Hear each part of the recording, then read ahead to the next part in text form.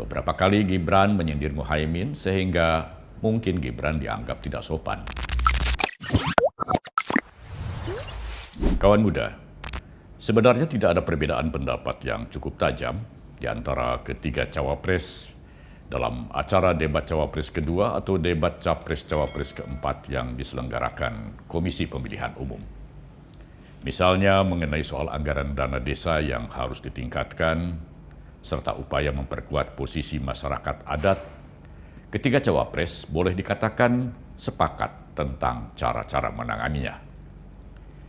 Namun suasana agak memanas saat cawapres Gibran bertanya kepada cawapres Mahfud tentang bagaimana cara mengatasi greenflation. Mahfud yang tidak paham mengenai greenflation, lalu diberi penjelasan oleh Gibran bahwa greenflation yang dimaksud adalah inflasi hijau. Greenflation adalah inflasi hijau. Sesimpel itu. Gibran mengaitkan greenflation dengan demonstrasi rompi kuning yang terjadi di Prancis beberapa tahun lalu, yang menurut Gibran sangat berbahaya karena sudah memakan korban. Gibran mewanti-wanti agar kejadian serupa jangan sampai terjadi di Indonesia, sehingga harus diantisipasi sejak sekarang. Saya tanya masalah inflasi hijau kok malah menjelaskan ekonomi hijau. Prof. Mahfud, yang namanya greenflation atau inflasi hijau itu ya kita kasih contoh yang simpel aja. Demo rompi kuning di Perancis.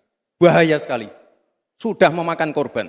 Ini harus kita antisipasi, jangan sampai terjadi di Indonesia. Kita belajar dari negara maju. Negara maju aja masih ada tantangan-tantangannya. Intinya transisi menuju energi hijau itu harus super hati-hati. Jangan sampai malah membebankan R&D yang mahal, proses transisi yang mahal ini kepada masyarakat, pada rakyat kecil. Itu maksud saya inflasi hijau, Prof. Mahfud. Terima kasih. Menanggapi penjelasan Gibran, Mahfud mengatakan bahwa Gibran telah mengarang tidak karuan, mengaitkan sesuatu yang tidak ada akademisnya.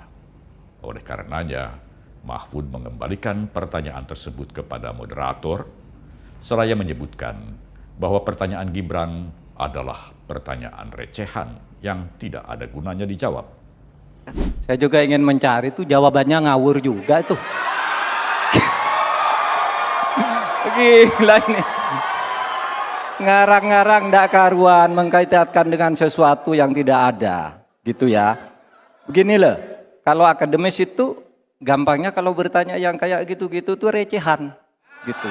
Recehan. Oleh sebab itu tidak layak dijawab menurut saya. Dan oleh sebab itu saya kembalikan saja ke moderator. Ini tidak layak dijawab pertanyaan kayak gini. Tidak ada ini jawabannya. Recehan atau tidak, sebuah pertanyaan yang muncul dalam acara debat sebaiknya tetap dijawab. Soal tepat atau tidak tepat jawabannya, hal itu bisa diperdebatkan kembali. Tetapi baiklah, mari kita telaah dulu apa itu greenflation dan seberapa penting hal itu bagi negeri kita. Menurut berbagai sumber, greenflation adalah kenaikan harga yang terjadi akibat transisi ke ekonomi hijau. Kenaikan harga itu terjadi karena perusahaan-perusahaan harus mengeluarkan anggaran yang lebih besar untuk melakukan transisi energi, mengingat biaya penggunaan energi hijau masih lebih mahal dibandingkan energi fosil. Lalu apa kaitannya dengan gerakan rompi kuning di Prancis? And their rallies became more violent.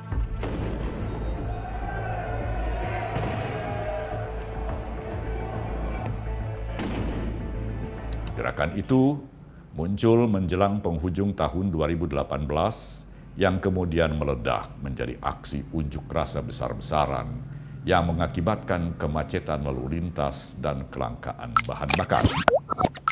Demonstrasi itu sejatinya dipicu oleh kenaikan pajak bahan bakar yang diberlakukan oleh Presiden Prancis Emmanuel Macron guna membiayai pengembangan energi bersih. Mengapa disebut gerakan rompi kuning? Karena para pengunjuk rasa mengenakan rompi berwarna kuning yang biasa digunakan sebagai prosedur keselamatan para sopir di Prancis sebagai tanda kesetiakawanan terhadap kelas pekerja. Tuntutan para pengunjuk rasa pun melebar menjadi tuntutan kenaikan upah minimum dan transparansi pemerintah.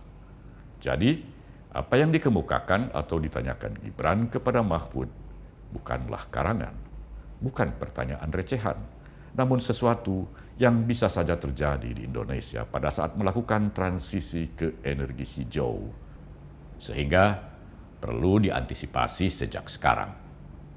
Dengan kata lain, greenflation bukan tidak mungkin akan dialami Indonesia saat melakukan transisi ke energi hijau.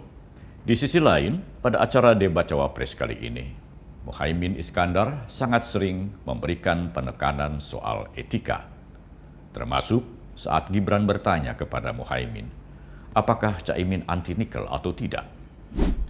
Paslon nomor 1 dan tim suksesnya sering menggaungkan LFP, lithium ferrofosfat.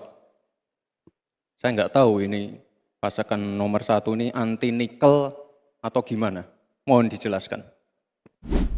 Muhaimin menjawab dengan mengatakan bahwa semua ada etikanya. Termasuk kita diskusi bukan tebak-tebakan singkatan. Kita levelnya policy dan kebijakan. Prinsipnya kembali ke etika. Sekali lagi etika, ujar Muhaimin. Terima kasih. Tenang Pak Gibran. Semua ada etikanya. Termasuk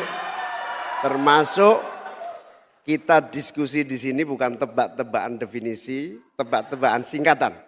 Kita levelnya adalah policy dan kebijakan. Prinsipnya sederhana. Semua kembali kepada etika Pak Gibran. Etika, sekali lagi etika. Kawan muda, kiranya kita semua mafhum ke arah mana penekanan soal etika ini ditujukan. Apalagi dalam acara debat kali ini, beberapa kali Gibran menyindir Muhaimin sehingga mungkin Gibran dianggap tidak sopan. Gibran sebenarnya cukup sopan. Ia tampak serius menyimak pertanyaan ataupun tanggapan dari kedua lawan debatnya. Ia menganggukkan kepala jika ada pernyataan atau tanggapan yang sependapat dengannya, dan ia diam menyimak jika ada pernyataan yang mungkin tidak sesuai dengan pendapatnya. Ia hampir selalu mengucapkan terima kasih setiap kali mengakhiri pernyataannya, dan berkali-kali pula ia meminta maaf kepada Mahfud dan Muhaimin. Terima kasih Prof. Mahfud untuk evaluasinya. Sekali lagi saya mohon maaf jika ada kata-kata saya yang salah. Tapi sekali lagi, ini harus kita evaluasi. Bahkan seusai debat, Gibran menghampiri Mahfud dan Muhaimin, mencium tangan kedua seniornya itu. Presiden yang sudah menyelesaikan seluruh rangkaian debat pada malam hari ini.